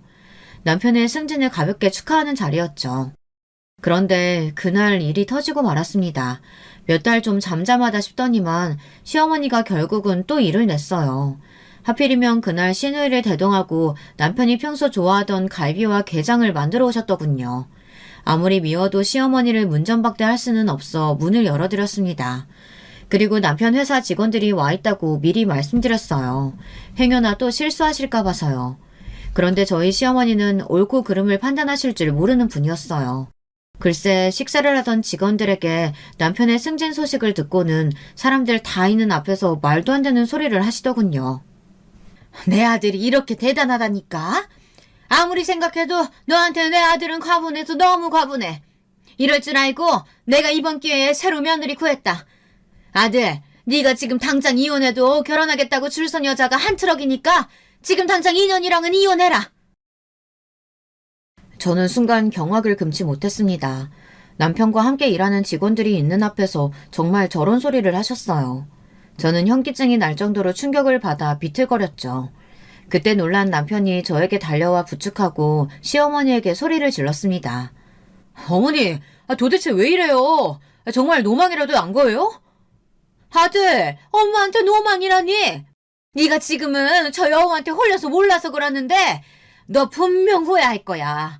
너처럼 잘난 애가 뭐가 모자라서 저런 모자란 애랑 살아. 그러니까 애라도 없을 때 지금이라도 이혼해. 시어머니는 말하는 내내 저를 쏘아보며 막말을 쏟아냈습니다. 남편처럼 완벽한 남자가 도무지 왜 저처럼 덜 떨어진 애랑 사는지 모르겠다고 하더군요. 그 순간 저도 정신이 번쩍 들었습니다. 저는 제 어깨를 부축하고 있는 남편을 밀쳐내고 시어머니에게 다가갔습니다. 제가 모자라요? 도대체 구체적으로 제가 어디가 모자라다는 거예요? 어머니 그 잘난 아들이 다니는 회사, 어머니가 아시는 대기업 아니고 저희 삼촌이 하시는 회사거든요? 그 회사 사장이 바로 제 삼촌이라고요. 그랬습니다. 시어머니는 남편이 대기업을 그만둔 사실을 아직 모르고 있었으니 남편이 승진했다는 소리만 듣고 대기업에서 임원으로 승진한 줄 알았던 거예요. 착각도 유분수지. 아무리 남편이 대기업에 다녔다고 해도 그렇지 그 큰 회사에서 어떻게 벌써 남편이 임원이 됐겠어요. 물론 삼촌이 운영하는 회사도 직원이 100명이 넘는 큰 회사예요. 제가 결혼한 이후 삼촌이 계속 남편에게 스카우트 제의를 했었는데요. 삼촌 자식들은 다들 외국에서 공부하고 있어서 한국에 들어올 생각이 없거든요. 남편만 생각이 있으면 삼촌은 회사를 남편에게 물려줄 생각도 있었어요. 이보다 좋은 기회가 있을 수 없으니 남편도 그 좋은 대기업을 그만두고 삼촌 회사로 이직을 한 거였죠. 그것도 모르는 시어머니는 정신이 나가 헛소리를 한 거예요. 뭐야? 이게 다 무슨 소리야? 그 좋은 직장 그만두고 왜 이 거지 같은 집구석에서 하는 회사에 들어가? 시어머니는 남편이 아무리 설명해도 이해하지 못했어요. 이름만 대면 아는 대기업에 다니는 아들이 훨씬 더 자랑스러운가 보더군요. 그때였습니다. 뒤늦게 남편을 축하하기 위해 온 삼촌이 시어머니를 뵙고 인사드렸어요. 그 전 상황을 모르는 삼촌은 시어머니를 보고 마냥 반가워서 명함을 건넸습니다. 삼촌이 건넨 명함을 보시곤 깜짝 놀란 시어머니가 눈이 휘둥그레지더니 말문이 턱하고 막혀서 제대로 말도 못하더군요. 삼촌이 운영하는 회사가 이름만 들어도 아는 회사니까요. 우리 수진이가 제가 업어 키운 조카다 보니 꼭 딸 같아서 조카 사위라도 꼭 제 사위 같아요. 저도 이제 나이도 있고 좀 쉬고 싶어서 슬슬 회사를 맡아줄 사람을 찾고 있었는데 우리 수진이랑 조카 사위가 도와준다고 하면 저야 너무 고맙죠. 어머, 회사를 맡긴다고 하시면 우리 아들이 회사 대표가 된다는 말이에요? 사람이 참 양심도 없습니다. 조금 전까지 저와 남편을 이혼시키고 다른 며느리를 보겠다고 개거품을 몰고 말았던 시어머니는 금세 태세 전환을 하고 어느새 저희 삼촌 손을 붙잡고 있었습니다. 요즘은 다들 집안에 여자가 잘 들어와야 아들 기가 산다는데 아유 우리 며느리가 아주 복덩어리네요. 우리 새아가 앞으로도 우리 아들 잘 부탁한다. 콧소리까지 내면서 저를 끌어왔는데 저는 순간 온몸에 소름이 돋았습니다. 더 기가 막혔던 건 삼촌이랑 직원들이 돌아가고 나서부터였어요. 우리 새아가 갈비랑 게장 좋아하지? 내가 넣어주려고 어제부터 고기 물 빼고 게장했다니까. 얼른 식기 전에 먹어봐. 그리고 내가 요즘 우울증이 도져가지고 제정신이 아니었나 봐. 나한테 서운한 거 있으면 다 말해. 알았지? 새언니, 삼촌 회사에 괜찮은 자리 있으면 나도 한 자리만 해줘요. 가족 좋다는 게 뭐예요? 어허, 김미진. 오빠랑 세연이 하는 일에 네가 왜 껴? 세연이 괜히 곤란하게 하지 말고 너는 빨리 들어가서 밥이나 퍼. 세연이 밥 먹게. 내가 밥을 왜 퍼, 엄마? 아무리 세연이네 삼촌이 오빠한테 회사 좀 물려준다고 해도 그렇지. 손바닥 뒤집듯이 이렇게 확 반하는 거 너무 뻔뻔하지 않아? 뭐야? 이 년이 어디서 엄마한테 뻔뻔하대? 너야말로 백수주제에 집에서 펑펑 놀지만 말고 앞으로는 세연이 바쁜데 와서 청소도 좀 해주고 반찬도 좀 해다주고 그래. 시어머니는 꼭 다른 사람 같았습니다. 지금까지는 저를 그렇게 무시하시더니만 삼촌이 건넨 명함 한 장에 사람이 저렇게 달라지더군요. 남편은 한숨을 푹푹 쉬며 민망해했어요. 시어머니에게도 이제 그만하시고 돌아가시라고 했어요. 시어머니는 집에 돌아가시면서도 저에게 먹고 싶은 건 없는지 필요한 건 없는지 연신 물으며 돌아가셨습니다. 그쯤 되니 이제는 시어머니의 그런 모습이 귀엽게마저 보이더군요. 그로부터 얼마 뒤 남편은 시어머니를 모시고 병원에 다니기 시작했습니다. 정신병원이요. 남편이 보기에 시어머니의 우울증이 더 심각해진 것 같았나 봐요. 이랬다 저랬다 하는 게 조울증 증상도 있는 것 같다고요. 의사 말이 시어머니가 다시 약을 드시기는 해야 한다더군요. 남편의 결혼이 시어머니의 우울증에 좋지는 않았대요. 시아버지가 돌아가시고 난 뒤 시어머니께서 혼자가 됐다는 불안감에 힘들어할 때 당신 옆에서 남편처럼 위로해주고 힘이 되어주던 아들이 결혼을 통해 멀어졌다고 생각하니 견딜 수 없이 힘들었던 거죠. 그런 불안한 마음이 저를 향한 적대심이나 공격으로 나왔을 수 있다네요. 생각보다 자식을 둔 부모 중에 이런 경우가 종종 있대요. 배우자 대신 자식에게 의지했던 부모 중에 나중에 손자나 손녀에게까지 질투심을 느끼는 경우까지 있답니다. 그 이야기를 듣고 나니 시어머니가 저에게 했던 행동들이 제가 미워서 그랬다기보다는 시어머니가 아파서 저에게 그랬을 수도 있겠다는 생각이 들더군요. 그 이후 다행이었던 건 시어머니께서 약을 처방받아 먹으며 치료를 받으시고 나니 전보다 많이 좋아졌다는 겁니다. 시어머니께서 저를 대하는 방식이 변한 게 삼촌과의 일 덕분인지 치료 덕분인지는 모르겠지만 그래도 그 전보다는 훨씬 지낼만 합니다. 가끔 부담스러울 때도 있지만요. 문제는 시누이예요. 시어머니는 치료받으면 좋아질 수 있지만 시누이의 철없음은 약으로도 고쳐지지 않으니까요. 시누이는 지금도 종종 시어머니의 반찬 배달을 하러 와선 제 물건이며 옷을 말도 없이 가지고 가요. 남편은 취직하고 바빠지면 시누이도 저러다 말 거라고 하는데 저는 거슬립니다. 시누이의 버릇을 어떻게 고치면 좋을지 좋은 의견 있으신 분들은 댓글로 조언 좀 해주세요. 그래도 저는 요즘 지낼만 합니다. 시어머니 때문에 이혼까지 고민할 정도로 힘들었었는데 시어머니께서 많이 좋아지셨으니까요. 지금까지 저의 긴긴 이야기 들어주셔서 감사합니다. 여러분의 가정에는 항상 화목한 일만 가득하시길 바랄게요. 여러분, 두 번째 사연 시작하기 전에 좋아요, 구독 꼭 눌러주실 거죠? 그럼 두 번째 사연 바로 시작합니다. 안녕하세요. 전 이제 평온한 노년을 준비하고 있는 60대 여성입니다. 사연을 보내는 일은커녕 내 사정을 모르는 이들에게 전한다는 것 자체가 난생 처음이라 서투르고 부족하겠습니다만 옛 친구의 얘기를 듣듯이 편안한 마음으로 들어주셨으면 합니다. 좋은 얘기도 아니고 내세울 것도 아니지만 이렇게나마 털어놓는 게 제 마음엔 평안을 줄 것 같아서요. 전 2살 많은 남편과 그 슬하에 자식 2명을 두었습니다. 첫째는 아들, 둘째는 딸인데 어디 내놔도 남부럽지 않은 어른으로 키웠다는 자신이 있었습니다. 금전적 능력은 조금 부족할지언정 사람으로서 제대로 된 인격을 갖추는 게 제 평생의 교육 방침이었거든요. 다행히 딸아들 둘 다 키우면서도 크게 절 힘들게 하지 않았고 예의 바르다는 말을 많이 듣고 자랐습니다. 그게 제 자랑이고 기쁨이었죠. 그러다 물류센터에서 일하는 첫째 아들은 9년 전에 결혼했고 그해 바로 딸아이를 낳아서 기르고 있습니다. 그 아이가 벌써 초등학생이 됐으니 시간이 왜 이리 빠른지 모르겠네요. 아들 집과 저희는 30분쯤 걸리는 거리에 살고 있는데 그 전에도 자주 찾아가진 않았었어요.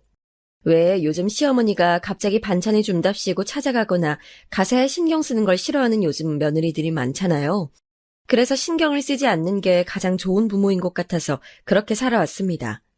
며느리 역시 살갑다기보단 뭐랄까, 시부모와는 거리를 두고 싶어하는 티를 많이 내는 성격이라 맞춰주기도 했고요. 이걸 언제 알았냐면 전에 한번 김치를 갖다 주러 간 적이 있었어요. 잔뜩 못마땅한 표정으로 나와서는 어머님, 그이 보내던 거 하면 되는데 뭐하러 여기까지 오셨어요? 하며 김치를 받더라고요. 이미 불편한 기색이 얼굴에 잔뜩 깔려 있었죠. 김치통을 들고 온 저도 민망해졌고요. 그러면서 자기 지금 마침 자려던 중이었는데 너무 놀랐다며 어머님, 다음부턴 남편 보내던지 할 테니까 이 먼 데까지 혼자 오지 마세요. 라고 딱 잘라 말하더군요. 그때 우리 며느린 이런 걸 싫어하는구나 느끼곤 그쪽으론 행동하지 않게 됐습니다. 심지어 명절 때도 시댁에 있는 것 자체를 불편해하는 것 같아 제가 눈치를 볼 때도 있었어요. 시댁에 온 지 얼마 안 돼서 참 왜 이렇게 몸이 아프지? 어머님, 저 몸살기가 있나 봐요. 어머님한테 옮으면 안 되는데. 하며 아픈 내색을 하는데 그게 꾀병인 걸 알면서도 보내준 적이 있습니다. 그래서 웬만하면 명절이나 생일 딱 이때만 보고 생일도 아들 내외 바쁘다 하면 오지 말라고 말리기도 했어요. 괜히 시덥잖은 일로 고부 갈등 만들어 아들과 며느리 사이 나빠지게 하는 시부모가 되긴 싫었으니까요. 아무쪼록 저와 며느리는 그렇게 대면대면한 사이로 지내고 있었는데요. 그러다 손녀가 초등학교에 들어가면서 며느리가 취직을 했다고 하더라고요. 평소엔 프리랜서 작가로 활동한다고 들었는데 아예 작업실을 얻어 거기서 지인과 함께 일을 시작했다고 하더라고요. 정식 직장은 아니지만 동료와 함께 작업을 하는 것이기에 출근과 퇴근을 정해놓고 정해진 일정한 시간대에 일을 해야 한다고 했습니다. 그러다 보니 아이를 봐줄 사람이 필요하게 된 거예요. 제가 마침 그 시기에 일하던 음식점을 그만뒀거든요. 아들이 결혼하기 전 조금이라도 더 보탬이 되고 싶어 시작했던 일이었고 그동안 쓸 돈 안 쓸 돈 아껴가며 차곡차곡 모으다 보니 이젠 쉬어도 되겠다 싶더라고요. 그래서 자식들 줄 돈을 빼두고 남편과 여행이라도 다녀오려고 시기 맞춰 그만두게 됐습니다. 국내든 해외든 섬이든 근교든 제대로 된 여행 한번 간 적 없었거든요. 그런데 백신을 맞으면 잠잠해질 줄 알았던 코로나가 더욱 기승이고 여행이 온전치 못하게 되니 계획이 전부 틀어져 버리더라고요. 그래서 잔취미 몇 개를 하면서 집에서 쉬는 게 일상이 됐습니다. 그 소식을 며느리가 아들을 통해 들었나 봐요. 생전 먼저 연락 오는 법이 없었는데 전화가 오더라고요. 어머님, 그동안 잘 지내셨어요? 그래 민정아, 난 잘 지내고 있지. 이렇게 연락 주니 고맙네. 잘 지냈고? 별 말씀을요. 자주 전화 드렸어야 됐는데 바쁘단 핑계로 못 드려서 죄송해요. 죄송은 뭘. 애아빠가 가끔씩 안부 전해줘서 괜찮아. 다은이는 잘 지내? 안 본 지 꽤 돼서 보고 싶네. 한 달 전에 영상통화 한번 하긴 했는데. 잘 됐다. 안 그래도 다은이 일로 전화드린 거였어요. 제가 일을 갓 시작해서 정신이 없는데 혹시 어머님 적적하시면 우리 다은이 좀 봐주실 수 있나 해서요. 내가? 네. 코로나 때문에 요즘 애들 집에서 수업 듣거든요. 그 수업 챙기는 거랑 밥, 간식 정도만 챙겨주시면 돼요. 다은이 많이 커서 손도 많이 안 가고요. 그냥 봐달라는 건 당연히 아니고 용돈 챙겨드릴게요. 30만 원이면 충분하시겠죠? 갑자기 말문이 막히더라고요. 돈을 받을 생각도 없었지만 받는다 한들 아무리 핏줄이 섞였어도 터무니없는 금액을 얘기하니까요. 게다가 평일 내내 찾아가야 하니 어렵게 찾은 제 휴식 시간을 뺏길 것 같더라고요. 제가 그토록 고대하던 휴식인데 아무리 사랑하는 손녀딸이라고 하지만 영 내키지 않는 일이어서 어렵사리 애둘러 거절했습니다. 민정아, 미안하지만 내가 일을 그만둔 지 얼마 되지 않아서 휴식이 조금 더 필요할 것 같은데 어쩌지? 그래도 다은이는 시간 날 때마다 가끔씩 가서 봐줄게. 어머님, 제 딸이라서 하는 말이 아니라 다은이 말 정말 잘 들어요. 학교에서도 영재란 소리 듣고요. 똑부러진 아이니까 기본적인 것만 준비해 주시면 그 이후부턴 알아서 혼자 척척 잘 해낼 거예요.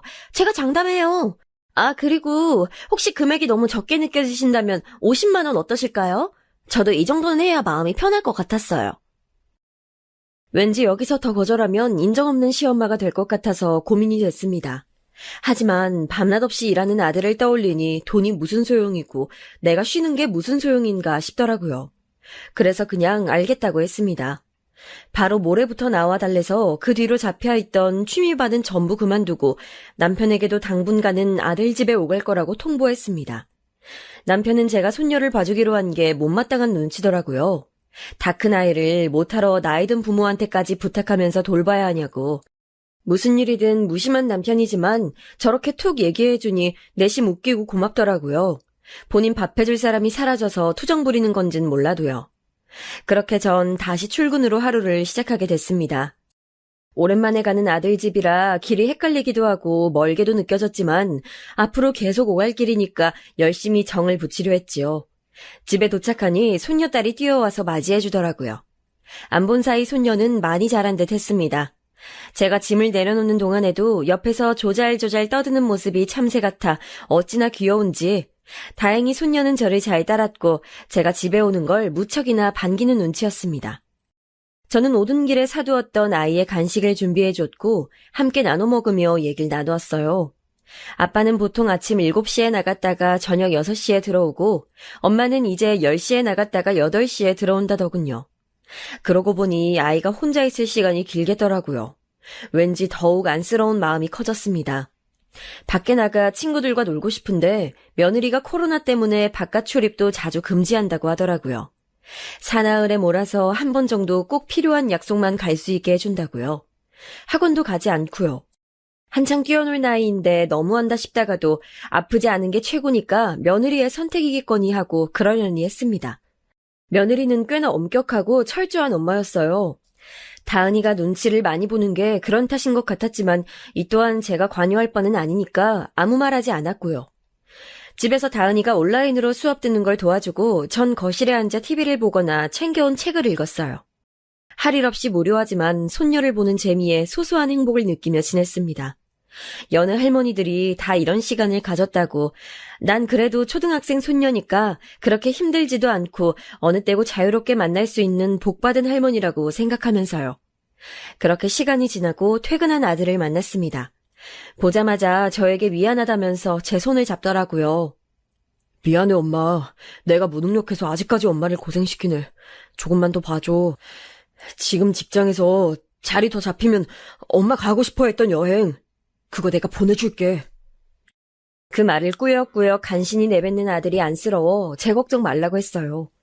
그리곤 저녁 식사까지 차려서 셋이 먹고 캄캄해져서야 집으로 돌아갈 수 있었죠.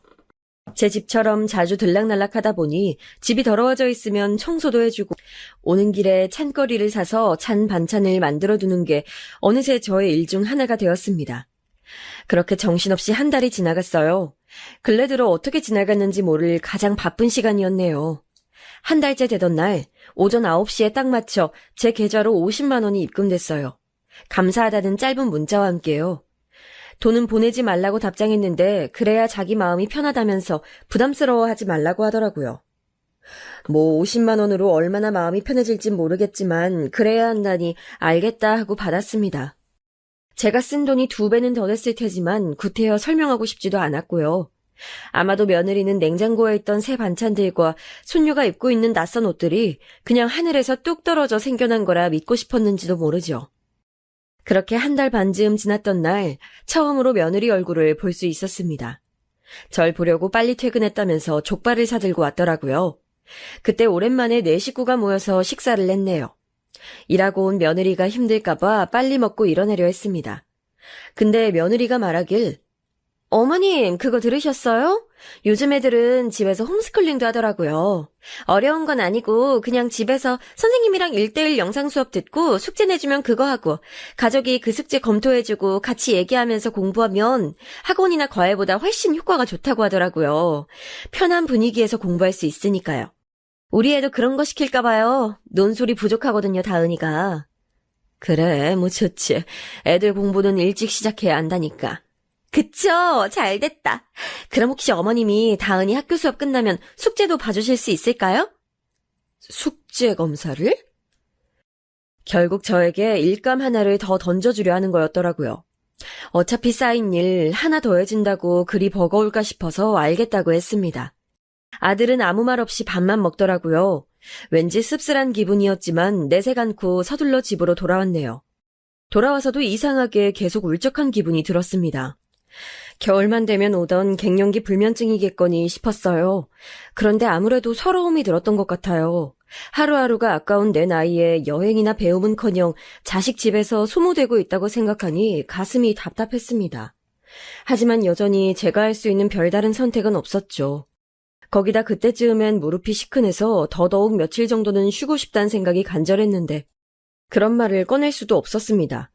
예전에 아파서 하루 정도 손녀딸 봐주러 못 갈 것 같다 말하자 며느리의 반응이 영 그랬거든요. 이미 출근했는데 이제 와서 그러면 곤란하다느니 죄송하지만 오늘만 참아달라느니 어떻게든 버텨보라고 하는데 솔직히 속으론 섭섭하더라고요. 어머니, 일단 참아주세요. 제가 어떻게든 빨리 가볼게요. 그러니까 무릎 그거 약을 먹든 병원을 가시든 하시라니까 참. 곤란하네요. 이런 식으로 말하며 전화를 획 끊어버리는데 여기서 며느리를 혼내면 괜스레 어른답지 않게 보일까봐 체면 때문에 말은 못하고 있었지만 정말 화가 많이 났습니다. 속이 부글부글 끓었어요. 며느린 그때부터 묘하게 마치 아랫사람을 부리듯 저를 그렇게 대하고 있었죠. 제가 바보 천치처럼 눈치를 채지 못했을 뿐. 게다가 손녀의 숙제를 봐주기로 한 건 생각보다 저에게 큰일이었습니다. 쉽게만 생각했던 요즘 초등학생의 수준이 굉장히 상향화되어 있더라고요. 그래봤자 우리말인데 왜 이렇게 문장 하나하나가 난해하게 느껴지던지 사회 공부도 논술 공부도 무엇 하나 쉽지 않아서 안경 껴가며 해설집을 찾아 더듬더듬 답을 써주는 게 제가 할 수 있는 최선이었어요. 다은이는 원체 공부에 관심이 있던 아이는 아니지만 타고나길 영특해서 곧잘 성적을 낸다고 했었습니다. 그래서인지 다행히 저의 부족한 설명을 자기 선에서 이해하려 애쓰고 풀어나가더라고요. 다만 문제는 밖에 잘 나가질 못하다 보니 많이 지쳐있는 듯 보였거든요. 집중력이 많이 흐트러진 상태였습니다.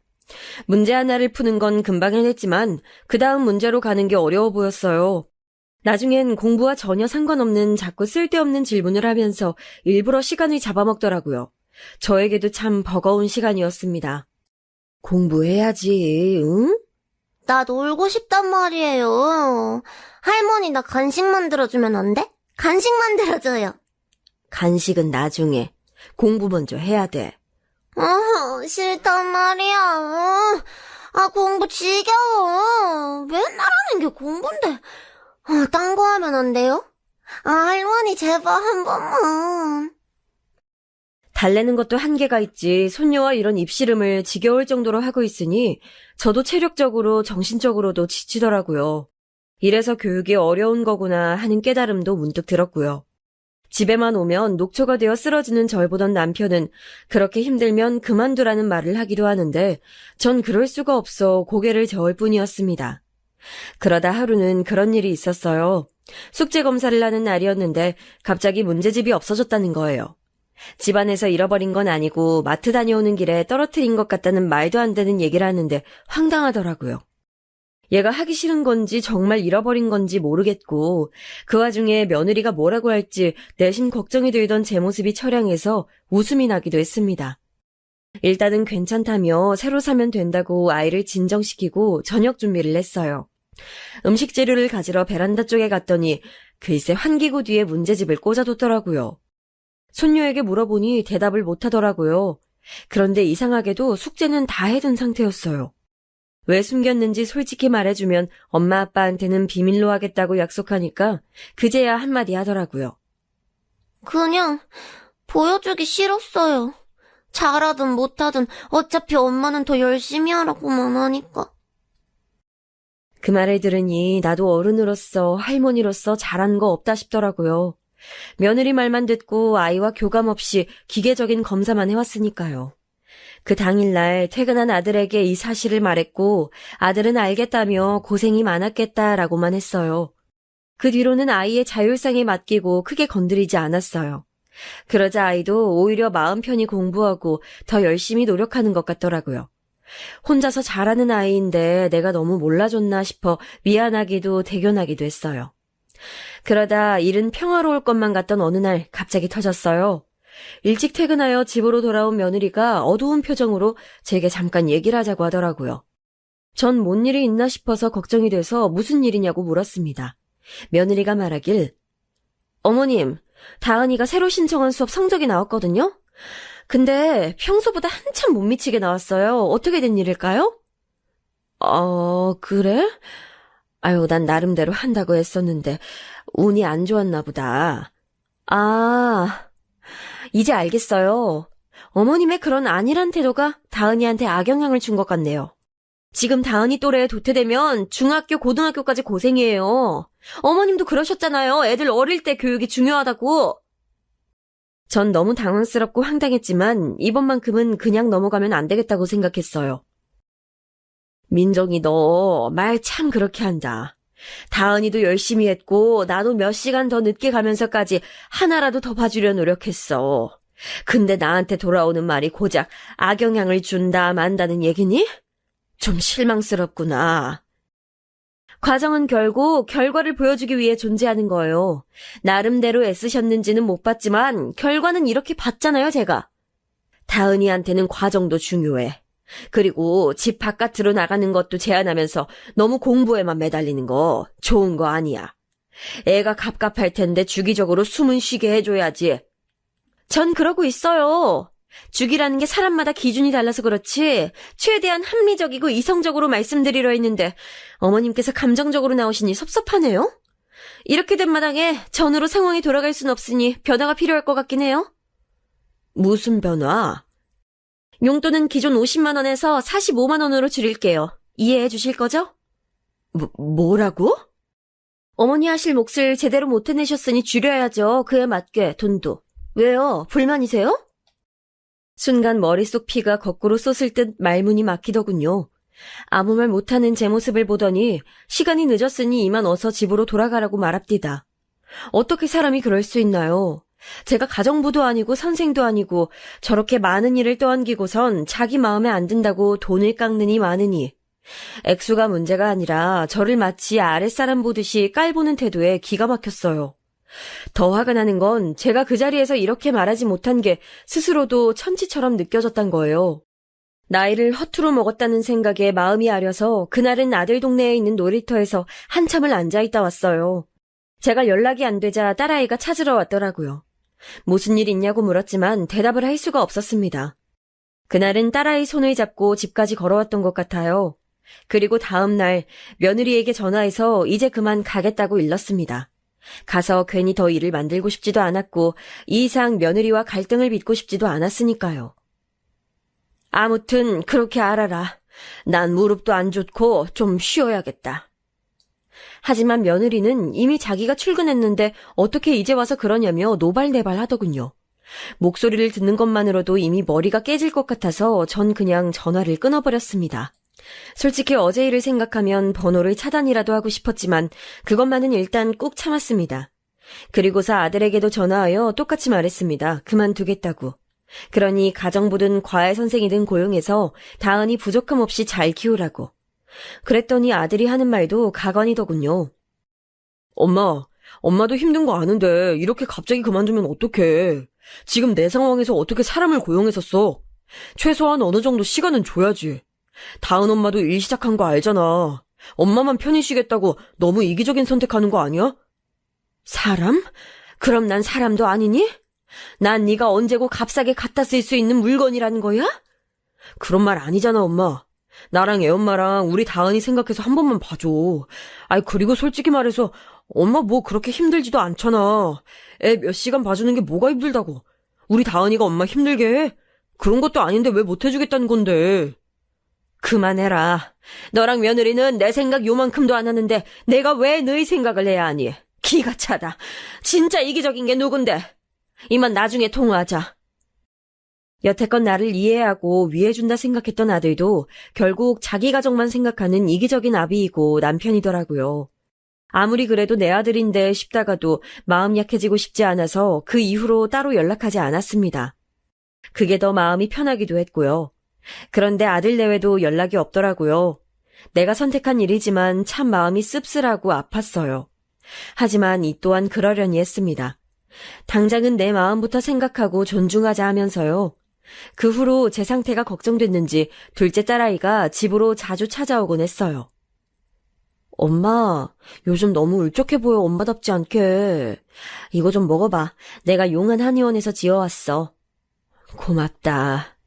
엄마, 근데 무슨 일 있는 거야? 있으면 말이라도 해봐. 내가 걱정되잖아. 둘째는 제 갱년기 증후군이 너무 심해 보인다며 한약이나 각종 약들을 보내더라고요. 그래도 나를 찾아와주는 이가 있다는 사실, 그 사람이 내가 사랑하는 가족이란 게 참 위안이 되더군요. 둘째는 정 많고 따스해서 집 가까이에 살며 남편과 저랑 많은 시간을 함께 보내던 아이였어요. 제 일도 한참 힘들 나이인데 그에겐 언제나 늘 부모가 우선이었죠.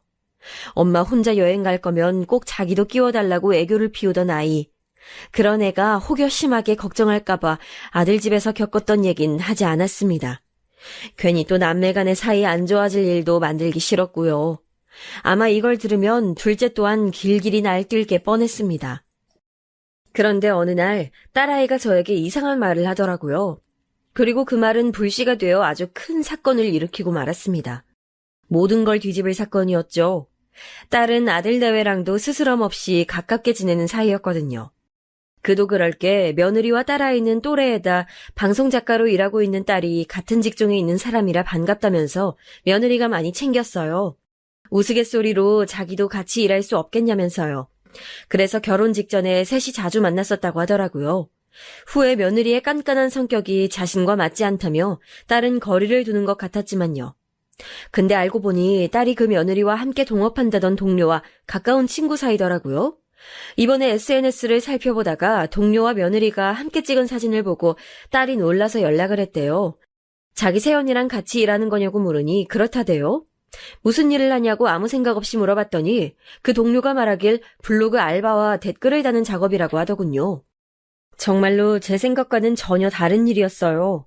분명 작가 일을 한다고 들어서 전 작품을 쓰는 건 줄 알았거든요. 글은 글이지만 설마 인터넷에 돌아다니는 그런 글일 줄이야.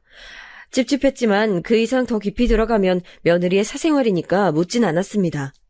그런데 다음날 저녁에 딸이 또 뭔가 이상하다면서 자기 메신저 대화를 보여주더라고요. 그런데 우린 출퇴근할 필요 없이 언제든지 재택으로 가능한 일이야. 그래서 매일 집에서 작업하는데 그게 너무 좋아. 지금 내가 같이 일하는 분도 딸 기르면서 하고 있대. 완전 편하지? 부럽지? 딸아이도 며느리가 새로 일을 구해서 작업실로 출퇴근한다는 건 저에게 들어 알고 있었는데 뜻밖의 이야기를 듣자 당황하고 있었어요. 물론 저도 당황했지만 화가 먼저 나더라고요. 그럼 나한테 거짓말을 한 건지 어디서 뭘 한 건지 낱낱이 듣고 싶더라고요. 당장 딸아이와 함께 며느리 집으로 찾아갔죠. 과외를 그만둔 손녀는 저녁 때마다 근처 동네 친구 집으로 놀러간다 해서 그런지 보이지 않았고 차라리 다행이라 생각했어요. 오늘은 왠지 큰 소리가 날 것만 같았거든요. 너희 집에 와 있다고 문자를 남기고 30분도 안 돼서 며느리가 도착했습니다. 아마도 근처에 있다가 놀라서 온 것 같았어요. 그 일 전에 네가 얘기했던 동료라는 분에게 얘기 전해 들었어. 재택으로 하는 일이라며. 넌 분명 작업실 구해두고 아침에 출근해서 저녁에 퇴근하는 일이라고 하지 않았니? 어머님 설마 그것 따지시려고 온 거예요? 저 너무 당황스러워요. 가족도 아닌 사람 말만 듣고선 이렇게 갑자기 찾아오시면 어떡해요? 저를 믿으셔야죠. 출퇴근하는 일 맞고요. 둘이 함께 있어야 작성, 검토 다 한 번에 끝낼 수 있어서 꼭 작업실이 필요한 일이에요. 제 동료 말은 예외의 일이 있으면 재택으로 할 수 있어서 좋다는 뜻일 거예요. 예외? 그럼 다은이 키우는 것도 예외로 두고 좀 융통성 있게 정리했어도 되는 일이잖아. 그건 안 되죠. 애가 며칠만 예외적으로 쉬는 것도 아니잖아요. 근데요, 어머님이 여태 다은이 봐주신 건 감사한데 제가 성적 가지고 몇 마디 했다고 이런 식으로 악감정 갖고 보복하는 건 좀 유치한 것 같네요. 뒤를 캐내는 것 같아서 조금은 불쾌하기도 하고요. 뭐라고? 아니다, 그래. 내가 미안하다.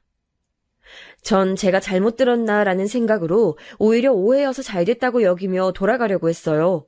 그런데 며느리와 저의 대화 내용으로 이제야 그동안의 어렴풋이 일을 알게 된 딸아이는 화가 단단히 났나 보더라고요. 기가 막히다면서 펄쩍펄쩍 뛰더니 언니, 왜 말을 그렇게 해요? 오해면 그냥 오해라고 하면 되지 왜 치졸한 사람 취급까지 해? 그것도 언니가 말한 것처럼 가족인 사이에. 아가씨, 그게 아니라. 그렇게까지 말하는 거 보니 왠지 더 확인하고 싶어지네. 내가 그럼 친구한테 지금 전화해서 물어볼게요. 우리 같이 얘기해요. 그 직장이 어떻게 돌아가는 건지. 평소엔 그러지 않는 애가 저렇게 화를 내니 전 놀라서 말릴 겨를도 없었어요. 딸아이는 바로 휴대폰을 꺼내 전화를 걸었죠. 그런데 그때부터 이상하게 며느리가 안절부절 못하고 그만해요 라는 말만 반복하는 거예요. 뭔가 있겠다 싶은 촉이 들었어요. 여보세요? 나야. 네가 그때 말한 일 있잖아. 우리 새언니랑 한다는 작업. 그거 작업실까지 갖춘 일 맞아? 매일 아침 출근하면서. 그때였습니다. 며느리가 갑자기 딸아이의 휴대폰을 뺏어서 던져버리더라고요. 전화는 허무하게 꺼졌고 놀란 딸아이는 뭐하는 짓이냐며 소리를 버럭 질렀어요. 넌 아무것도 모르면서 갑자기 나타나 왜 참견인데? 참견이라니. 우리 엄마 일이고 조카 일이고 오빠 일이야. 네가 어디까지 거짓말을 했냐는 게 나한텐 그만큼 중요하다고. 그러자 며느리는 씩씩거리더니 그만하라며 이내 울음을 터뜨립디다. 딸아이는 집요하게 폰을 주어서 다시 전화를 해보겠다고 했어요. 아예 그쪽에다가도 거짓말한 사실을 알려서 망신을 줘야 한다고. 며느리는 그제야 실토하더라고요. 사실 출근하는 건 거짓말이었다고. 육아가 너무 지겹고 집이 너무 답답해서 밖으로 나가는 일을 하고 싶었다는 겁니다. 그런데 이제 와서 막상 취직하려니 별다른 재능 없는 자신을 받아줄 데도 없고 다닐 것도 막막해서 찾아낸 일이 그 블로그 아르바이트였대요. 한때는 작가를 꿈꿨기에 그 일이 가장 만만했다네요. 그런데 집에서 작업하면 여전히 아이랑 가사 둘 다 떠맡아야 할 것 같아서 거짓말을 했던 거예요. 그럼 그동안 하루 종일 어디에 있다가 온 거니? 작업실도 없고 친구도 가족도 없이 너 혼자 어디 가 있던 거냐고. 카페에 있다가 작업이 끝나면 그냥 말 그대로 휴식을 가졌어요. PC방도 가고 혼자 밥 먹고 친구도 만나고 울적하면 기차도 타고 그렇게 여기저기 돌아다니면서. 그게 나빠요? 전 떳떳해요. 거짓말한 건 잘못이지만 다 그럴 만한 이유가 있었다고요. 다은이가 초등학교 들어갈 때까지 저 하루도 제대로 쉬어본 적 없어요. 어머님도 여자니까 알 거 아니에요. 그렇다고 거짓말까지 하면서 날 끌어들여? 차라리 사실대로 말했으면 나도 이해했을 거야. 온 맘을 다해 도왔을 거라고. 그렇게 우리 모두를 속일 정도로 노는 게 좋았니? 민정이 넌 양심이라는 게 없어? 모두라뇨? 남편은 알고 있었어요. 좋은 생각이라고도 해줬고요. 어머님, 남편을 너무 착한 아이 취급하는 거 아니에요? 우린 모든 걸 공유하고 있다고요. 마지막 말을 듣고 전 자리에 털썩 주저앉았습니다. 그렇게 순하고 정직하던 아이였는데 날 이렇게 배신하고 상처를 줄 줄이야. 거기다 며느리는 거기서 그치지 않고 힘든 자기 마음을 이해 못해준다면서 외려 절 몰아붙이더라고요. 마치 그 상황의 피해자는 자기라는 듯이 말입니다. 그것도 버럭버럭 자기가 애 키우며 받는 스트레스를 모두 저에게 풀려는 듯이요. 이게 도대체 무슨 경우인지 들으면서도 내내 벙쪘습니다. 거기에 덩달아 화가 난 딸아이도 똑같이 쏘아붙이다가 이내 지쳤는지 엄마 그냥 가자. 말할 가치도 없어.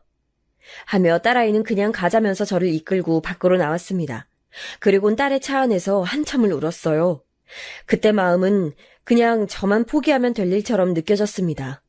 저만 아들과 며느리를 포기하면 알아서들 잘 살 테고 저도 더 이상 마음 아파할 일 없을 테니까 괜히 이들의 생활에 발 한 번 내밀었다 마음의 상처만 와락 입은 것 같았어요. 도대체 내가 왜 손녀 봐주는 일을 시작했는지 사슴처럼 이쁜 손녀의 눈망울이 떠오르면서도 후회가 밀려오기 시작했죠. 그래도 아들에게 전화해서 마지막으로 확인해보고 싶다고 며느리가 한 말이 진짜냐고 물었어요. 아들은 한참을 아무 말 없다가 힘겹게 말을 잇더라고요. 죄송해요, 엄마.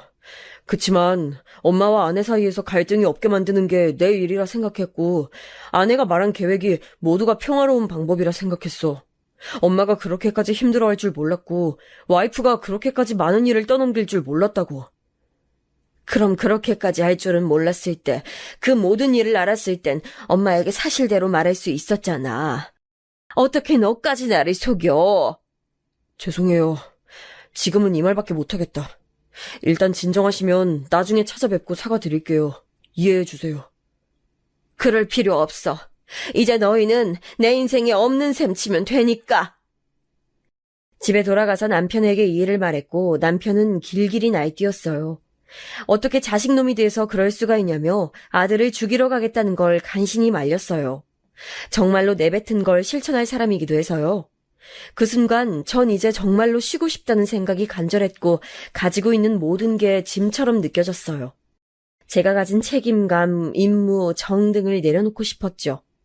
그래서 조금 가지고 있던 땅을 처분하고 사둔 채 묻어놓고 있던 재테크를 전부 정리했어요.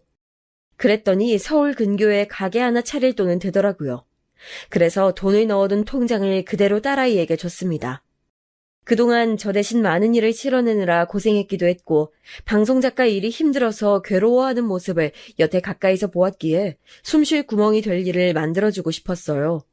남편에게는 이 돈 전부 내 거고 내 맘대로 할 테니 신경 끄라고 미리 단단히 일러뒀는데 딸아이에게 주는 건 본인도 좋은지 아무 말도 안 하더라고요. 딸아이가 오히려 한동안 계속 거절했어요. 엄마가 애써서 모은 돈 자기가 쓸 수 없다고.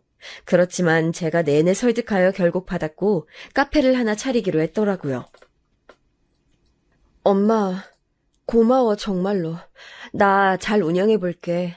엄마 덕에 내 팔자가 다 폈네. 이제 거기서 자유롭게 작업도 하면 되겠다며 웃는 딸아이를 보니까 마음이 놓였고 한동안 잊고 있던 안정을 되찾은 기분이었습니다. 근데 딸아이가 가게를 차렸다는 걸 어떻게 알았는지 연락 끊고 살던 며느리에게 다시 연락이 오기 시작했습니다. 어쩌면 예상을 했어야 할 일인지도 모르겠어요. 며느린 이젠 일도 안 하는지 정말 틈틈이 계속 문자를 보내오더군요. 어머님, 연락 좀 받아주세요. 저도 충분히 반성했고 따로 꼭 사과드리고 싶어요. 어머님, 예전에 여행 가고 싶으시다고 하셨었죠? 이번에 다은이 아빠랑 저랑 다은이랑 같이 여행 다녀오시는 거 어때요? 강원도도 좋고 아예 제주도 다녀와도 좋고요. 마음 편히 다녀오시게 저희가 다 준비할게요. 답 좀 주세요. 갑자기 여행을 다녀오자고 하니 어이가 없더라고요. 전 최대한 마음을 가라앉히고 대답했습니다. 여행을 가자고? 진심으로 하는 말이니? 당연하죠. 저희가 그동안 많은 일이 있었는데 그런 불미스러운 감정 이번에 여행 가서 다 내려놓고 다시 한 가족으로 행복한 시간 누렸으면 좋겠어요. 어머님 이제 쉬실 때도 됐고요. 저희 때문에 많이 힘드셨잖아요. 저 정말로 반성하고 있어요. 솔직히 말해 아주 잠깐 정말로 며느리가 변한 걸까 일말의 기대가 들긴 했습니다. 그래서 일단 알겠다 하고 정 그러면 같이 만나서 밥 한 번 먹고 그날 여행 일정을 정하자고 말했습니다. 정말 다른 사람이 된 건지 너무나 좋아하면서 감사하다고 하더군요. 그런데 그렇게 저녁 약속을 잡은 지 얼마 되지 않아 며느리가 저희 집 근처에 일이 있어서 들렸다며 카페에서 잠깐 만나자고 하더라고요. 왠지 찜찜한 기분이 있었지만 알겠다 하고 나섰습니다. 며느리는 절 보자마자 반갑게 인사를 건네며 그동안 어떻게 지냈는지 건강은 괜찮은지 묻더라고요. 그리고선 지금 따로 일을 시작했냐고 슬쩍 말하더군요. 일 없이 쉬는 중이야. 그런데 집에만 있어서 그런지 쉬는 것 같진 않네. 그렇구나. 하긴 맞아요. 그래서 저희가 여행 제안 드린 거잖아요. 그럼 일 안 하시면 따로 모아둔 게 있으신가 봐요. 그쵸? 그 말을 듣는 순간 속이 울렁거리더라고요. 이 며느리란 것의 속셈이 훤히 보였으니까요. 잠깐이라도 변했다고 믿은 제가 참 바보처럼 느껴지더군요. 그 음험한 속셈을 차라리 감추기라도 하지 그런 신용도 하지 않는 며느리가 너무나 얄미웠습니다. 전 더 말 섞고 싶지 않아 미안하다고 하고 급히 카페를 나왔어요. 허나 충격이 컸는지 당장이라도 쓰러질 듯하여 바로 근처 병원으로 가서 진정제와 수액을 맞았지요. 근데 그런 와중에 계속 문자가 오더라고요. 어머님, 저 아직 할 말을 다 못했어요. 유유. 아가씨가 카페 차렸다고 들었는데 혹시 어머님이 도와주신 거예요? 어머님, 요즘 다은 아빠가 회사 그만두고 싶다고 성화해요. 일이 많이 힘든가 봐요. 유유. 역시나 또 자기 속셈을 드러내는 말들에 전 참지 못하고 곧장 전화해서 웃음기 섞인 말투로 단도직입적으로 물어봤어요. 설마 여태 그 유산 때문에 이렇게 얼굴에 철판을 깔고 연락해 온 거니? 아니지 설마. 네가 설마 그렇게까지. 어머님 다 아시면서. 아니 솔직히 섭섭했거든요. 저 아무리 개인 감정이 있다는들 같은 자식인데 이렇게 차별해도 되나요? 아마 남편도 섭섭한데 말 못하고 있는 걸 거예요. 차별받는 가정에서 다은이가 할머니를 어떻게 생각하겠어요? 이번엔 꼭 좋은 어른의 모습 보여주셨으면 좋겠어요. 저녁 식사 때 다은이랑 갈게요. 이젠 노골적으로 유산 얘기를 하자 더 이상 참지 못할 정도가 됐습니다. 그래서 저녁 식사 자리를 가지는 날 아들 내외와 딸아이를 집으로 초대했죠. 초대받은 며느리는 제 마음이 정리됐다고 생각했는지 싱글벙글한 얼굴로 과일 세트까지 들고 집에 들어서더라고요. 어찌나 얄밉던지 심지어 손녀딸까지 데리고 왔어요. 아들은 본인도 염치가 없는 걸 아는지 고개를 숙이고 있었지만요. 그 모습이 더 꼴보기 싫었고요. 손녀딸이 저를 부르며 달려와 안기자 며느리는 할머니 보고 싶었지? 이제 앞으로 더 찾아뵙자 라고 하더라고요. 이를 무시한 채 전 남편과 나란히 앉았고 가족이 다 모인 후에도 아무 말 하지 않았어요. 그러다 정막을 깨고 며느리가 먼저 말을 꺼냈습니다. 자기들도 염치는 있다고 너무 큰 거 안 바란다며 딸아이에게 해준 것처럼 다은이에게도 카페 하나만큼의 유산을 남겨주시는 건 어떻겠냐고 묻더라고요. 어머님께서 그 정도만 해주시면 저희로선 그럭저럭 만족하고 살 수 있을 것 같아요. 아이, 물론 더 주실 수 있다면야 감사한 마음으로 받을 거고요. 그저 여보? 그러니까 너희 유산 받겠다고 여기 온 거니? 네, 어머님. 한치의 망설임도 부끄러움도 없이 말하는 며느리. 세상에 순간 기가 찼지만 간신히 화를 억누르고 있었는데 그러자 듣고 있던 남편이 그게 무슨 염치냐며 지금 당장 호적에서 파고 싶은 걸 참고 있으니 입 다물라고 소리쳤습니다. 아마 남편 입장에서도 며느리의 행동을 많이 참아왔던 거였겠지요. 아들은 남편을 향해 한숨을 푹 쉬었고 전 주먹이 꼭 쥐어졌습니다. 그러다 손녀딸의 겁먹은 표정이 눈에 들어왔고 전 딸아이에게 손녀를 데리고 방 안으로 들어가 있으라 했어요. 해야 할 말을 할 차례였죠. 그리고 녹음기를 켜두고서 며느리의 눈을 똑바로 바라본 채 얘기했습니다. 지금부터 잘 들어라. 녹음도 되고 있으니까 효력도 있는 말이야. 네, 어머님 말씀하세요. 들을 준비 됐어요. 며느리는 그때까지 상황 파악을 못하고 있었지만 전 아랑곳 않고 하고 싶은 말들을 다 토해냈습니다. 그들 입장에선 기겁할 만한 말이지만 제 입장에선 너무도 하고 싶었던 말들이었지요. 아들 내외에겐 단 한 푼도 주지 않을 것이며 남편과 내가 이 세상을 떠나면 그건 전부 딸아이의 몫으로 돌아갈 거라고. 여기에 사실 제가 몰래 아들 내외에게 해주기로 했던 사업 자금까지 없던 걸로 하자고 말했어요. 제가 그동안 가게에서 10년 동안 일하며 모은 돈이었거든요. 남편 몰래 아들의 사업을 도와주기로 했었는데 이젠 안 되겠다고 못 박아두었습니다. 딸아이 몫도 반절이 있었지만 아예 전부를 딸아이에게 주기로 하고요. 그리고선 아들을 다시 바라보며 혹여나 이혼이라도 한다면 그땐 다시 생각해보겠다고 했습니다. 둘 다 평생 보고 싶지 않지만 그래도 한 사람이나마 사람다운 모습을 보여주면 조금이나마 희망을 볼 것 같다고 덧붙이면서요. 그러자 역시나 며느리는 자기를 망신 주려고 부른 거냐며 저에게 노망이 났다느니 치매가 왔다느니 드디어 본색을 드러내고 막말을 퍼붓더군요. 미치셨어요, 어머니? 뭐라고요? 노망 나셨어요? 아, 처음부터 이러려고 저희 부르신 거예요? 정말 대단하시네요, 대단해. 아니, 제가 어머니께 뭔 잘못을 했다고 이렇게까지 하세요? 그동안 며느리로서 어머님 대접해드린 게 다 후회가 되네요. 돈까지 줘가며 대접해드렸더니 이제 와서 뭘 어떻게 하겠다고요? 제가 잘못 들은 거죠, 어머니? 설마 용돈을 말한 건가 싶었는데 맞더군요. 참 어이가 없고 기가 차 말이 나오지 않았습니다. 한편으로는 손녀가 이걸 들을까봐 겁이 나기도 했어요. 어머님, 제가 용돈 드린 건 그건 생각 안 나세요? 다 받아먹으시고서? 없는 살림에 그렇게라도 대접해드렸더니 이런 식으로 사람 뒤통수 때리세요? 아주 대단하시네요, 아주. 차별도 정도껏이지 진짜 이노인대가 치매인가? 아마 그 말이 남편의 심기를 또 한 번 자극한 것 같습니다. 남편이 잡고 있던 이성의 끈이 맥없이 풀렸고 전 벌떡 일어나 며느리의 뺨을 때리려 하던 남편을 막아섰죠. 혹여나 전치 몇 줄을 들먹이며 합의를 요구하는 일은 없어야 하니까 저라도 이성을 차려야 했습니다. 아들은 죄송하다며 눈물을 흘리고 무릎을 꿇었어요. 그러자 남편이 아들을 때리기 시작했고 이번엔 말리지 않았습니다. 어서 나가라고 소리치자 아들이 며느리를 끌고 나갔어요. 안 나가려고 아득바득 버티던 며느리의 모습을 다시금 떠올리니 어이가 없어서 웃음이 나다가도 착잡해지네요. 그래도 할 말을 다 하고 모든 걸 빼앗았다고 생각하니 어찌나 속이 후련하던지 그동안 응어리졌던 것들이 싹 내려가는 느낌이었어요. 마치 지금껏 풀지 못했던 한을 푼 것처럼 이젠 편하게 두 다리 뻗고 잘 수 있겠더군요. 아들 내외를 내보낸 후 놀랐을 손녀를 달래면서 집으로 돌아가겠냐고 물으니 싫다고 하더군요. 그래서 저녁 먹인 후에 저희 집에서 재웠죠. 다음날 아들에게 다은이가 우리 집에 있길 바란다고 한동안은 여기서 보살피겠다고 했어요.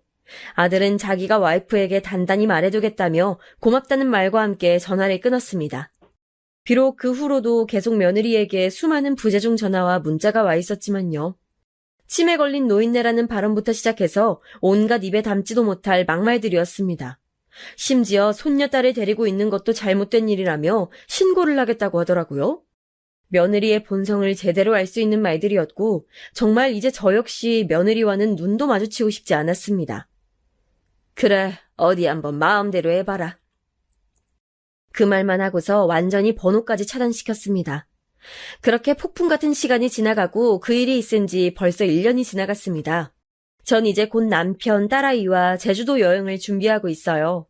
남편과 딸은 각자의 일이 바빠서 일주일 정도만 머물다 돌아가기로 했고 전 한 달 정도 더 머물 생각이에요. 바다와 산을 오가면서 그동안 하지 못했던 생각들과 고민들, 행복한 기억들을 차근차근 되짚어보면서 저만의 시간을 갖고 싶어서요. 저에게 삶의 여유를 주고 기다려주는 가족이 있어서 이번 여행은 분명 아주 행복한 추억이 될 것 같아요. 참고로 아들과 며느리는 그 후 갈라섰어요. 딸아이가 전하길 아들이 많이 힘들었는지 먼저 이혼하자고 했다더군요. 며느리는 죽어도 안 된다고 우겼지만 결국 그렇게 됐나 보네요. 손녀는 아들 쪽에서 키우기로 했고요. 아들은 그 뒤로 종종 전화를 해왔지만 저는 당장 아들을 마주할 자신이 없었습니다. 그래서 아직까지 연락을 피하고 있어요. 당장은 아니더라도 제가 정말 내킬 때 마음이 닿을 때가 온다면 그때 아들을 만나보려고요. 아무래도 마음의 준비가 됐을 때 만나는 게 서로에게 더 좋을 듯 해서요. 하지만 상처가 깊었던 그때의 기억 때문에 얼마가 걸릴진 모르겠네요. 마지막으로 여러분도 어느 때건 얼만큼 나이를 먹었던 간에 쉼이 필요하다면 무작정 여행을 가세요. 진정한 어른이 되는 건 어렵지만 우리는 각자의 고민과 사연으로 어른의 책임감만큼 너무나 빠르게 나이 들어가고 있잖아요. 당장의 휴식을 미뤄둔다면 잡념은 쌓이고 몸은 더 무거워져 갑니다. 그러니 충분히 휴식하고 자기만의 시간을 가지세요. 몸이든 정신이든 나이를 막론하고 스스로 보살피는 것이 참 중요한 것 같습니다. 저 또한 이번 여행에서 충분히 휴식하며 많은 상념들을 버리고 올 수 있었으면 좋겠네요. 그러길 바라주세요.